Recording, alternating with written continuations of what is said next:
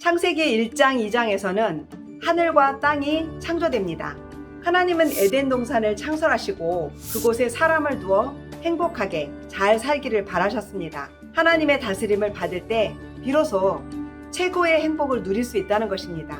불완전한 인간에게 완전하신 하나님의 다스림으로 보호받을 수 있는 안전장치를 허락하신 것입니다. 하나님의 다스림을 얼마나 잘 받는가 여부는 구약 처음부터 끝까지 관통하는 중요 이슈 중 하나입니다. 하나님의 통치를 받는 사람은 바로 하나님의 사람이요 하나님 나라의 백성으로 사는 사람이기 때문입니다. 이것이 바로 하나님의 최대 관심사였습니다. 신약시대에 들어와서 예수님은 드러내놓고 하나님 나라가 임했다는 것을 선포합니다. 하나님의 권위로 예수님은 그 나라를 다스리십니다. 이 땅에 임한 하나님 나라를 제자들은 이 땅에 전파하고 확산시켜 나갑니다.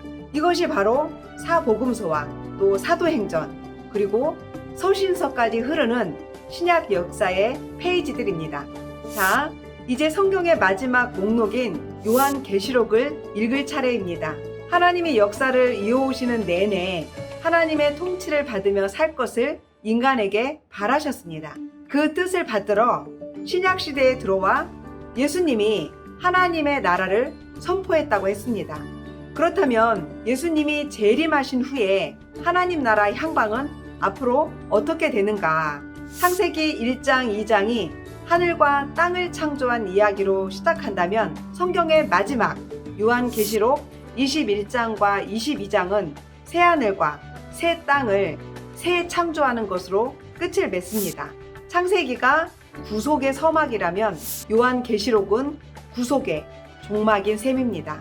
세상 나라는 결국 모두 망하고 믿음을 지킨 자들은 거룩한 성 새 예루살렘에 머물게 될 것입니다. 완성된 하나님 나라는 영원할 것이라는 것입니다.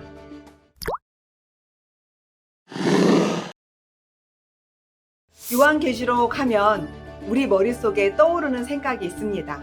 어렵다는 것입니다.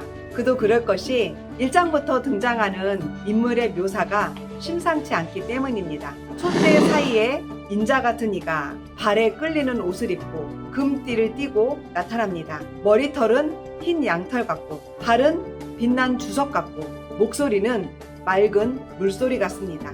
오른손에는 7별이 있고 심지어 그의 입에서 좌우에 날성검이 나온다고 표현되어 있습니다. 뿐만 아니라 천년 왕국, 2마리 짐승과 붉은 용, 14만 4천과 666 등 판타지 같은 비유와 상징을 대하면 어렵다는 생각이 무리는 아닙니다. 또한 심판이 계시되면 전쟁이 일어나고 전염병과 기근, 큰 지진이 일어납니다. 심판은 계속되어 땅과 바다의 3분의 1이 파괴되고 마지막으로 큰 성 바벨론이 무너지기까지 합니다. 그래서 요한계시록은 무섭다고 여기기도 합니다. 한편으로 요한계시록을 잘못 이해하면 이단에 빠질 수 있다는 두려움까지 가지게 됩니다. 하지만 성경 한 권이 오직 인간 구원의 책이라는 것을 인정한다면 구속의 엔딩이라는 요한계시록을 읽어보려는 노력은 너무 당연합니다. 요한계시록은 하나님의 언약이 모두 성취되는 마지막 현장이기도 하고 창세기 시작부터 의도하신 하나님 나라가 완성되는 최종 지점이기도 하기 때문입니다. 요한계시록은 교회와 세상 사이에 치열한 영적 전투가 생생하게 묘사되어 있습니다. 교회와 세상의 본질이 드러나 있어서 기독교인들은 다른 역사관과 세계관을 되짚어보게 됩니다. 아울러 이단과 사이비들의 현혹에도 흔들리지 않게 됩니다.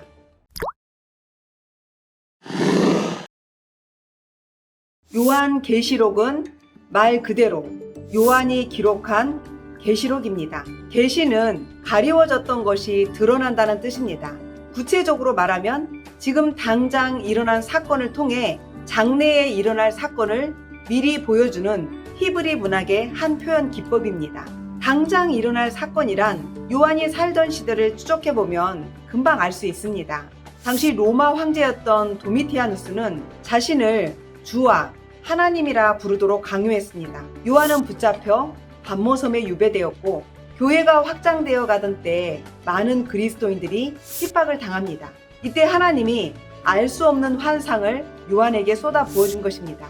제국인 로마가 승승장구할 것 같지만 지배하던 로마는 결국 망할 것이라는 것입니다. 하지만 예수님이 다스리시는 하나님 나라는 영원할 것이라는 것이 드러나는 환상입니다. 당시 절망하는 그리스도인들에게 믿음을 다시 세워주고 배교하려는 자들에게 심판의 경고를 주신 것입니다. 그것이 끝이 아닙니다. 예수님이 재림할 종말의 모습도 아울러 상징으로 보여준 것입니다.